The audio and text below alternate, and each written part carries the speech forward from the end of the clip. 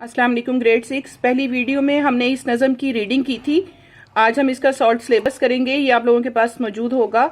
सबसे पहले हैं इसके अल्फाज मायनी, अफसूदगी, मजीद बनाना, गोश खराशी, कान फाड़ने वाला, ताबकारी, ताबकार, अनासिर की शुआएं, बज़म, महफिल, गोगा, शोरगुल, दाहर, किस्मत, कहर, गज़ब, बाबत, मुतल्लिक। उसके बाद हमने इसका मरकजी ख्याल करना है। आपको बड़ी अच्छी तरह पता है कि जब भी हम कोई नज़म करते हैं तो उसके अल्फाज मायनी और मरकजी ख्याल करते हैं। इसका मरकजी ख्याल है, इस नज़म में शायर अनवर मसूद आलूदगी के बारे में बताते हुए कहते हैं कि हमारे इर्द गिर्द इतना गर्दो गुबार और इतनी गंदगी है कि हम इसको अल्फाज में बयान नहीं कर सकते। चारों तरफ कान फाड़ने वाली आवाजें और धुएं की गंदगी एक जहर की तरह हमारे अंदर जा रही है। जी गर्ल्स, उसके बाद हमने इसी नज़म की तशरीहात करनी है। तशरीहात का पैटर्न आपको बड़ी अच्छी तरह पता है कि आप एक एक शेर लिखते हैं, उसके नज़म का नाम लिखते हैं, शायर का नाम लिखते हैं और फिर तशरीह करते हैं। उसी पैटर्न पर हम इसको करेंगे। शेर नंबर 1 है, सर पर धुएं की लहर है और हम हैं दोस्तों, आलूदगी का जहर है और हम हैं दोस्तों। नज़म का नाम लिखेंगे, शायर का नाम लिखेंगे और इसकी तशरीह है। इस शेर में शायर अनवर मसूद आलूदगी के बारे में बताते हुए कहते हैं कि कारखानों और ट्रैफिक के धुएं से फिजा आलूदा हो रही है। फिजा में शामिल होने वाले इस धुएं से इतनी खतरनाक गैसें सांस के जरिए हमारे अंदर जाती हैं जो कि खतरनाक बीमारियों का बाइस बनती हैं। ये एक जहर की तरह हमारे लिए खतरनाक है। उसके बाद शेर नंबर 2, एक दूसरे को अब कोई पहचानता नहीं, गर्दो गुबार शहर है और हम हैं दोस्तों। उसी पैटर्न पर नज़म का नाम लिखेंगे, शायर का नाम लिखेंगे और इसकी तशरीह है। इस शेर में शायर कहते हैं कि फिजा में गर्दो गुबार इतना ज्यादा है कि लोग एक दूसरे को पहचान ही नहीं पाते, क्योंकि मिट्टी और धूल की वजह से चेहरे के कदोखाल पहचानने नहीं जाते। मिट्टी और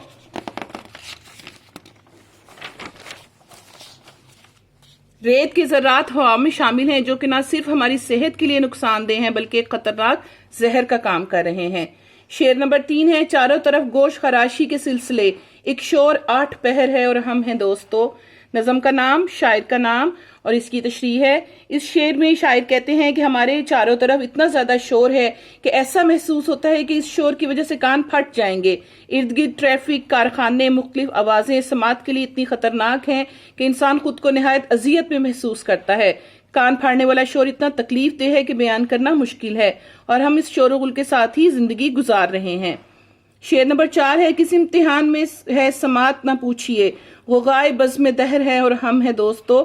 नज़म का नाम, शायर का नाम और इसकी तशरीह है। जी, इस शेर में शायर कहता है कि ये शोरगुल कानों के लिए इतना तकलीफ देह है कि ऐसा लगता है कि सुनने की हिस्स ही खत्म हो जाएगी।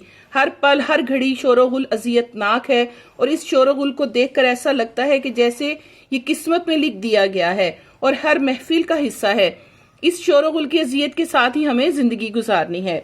शेर नंबर 5 है, जी कितनी तबाहकार हैं ये ताबकारियां, अफसूदगी का कहर है और हम हैं दोस्तों।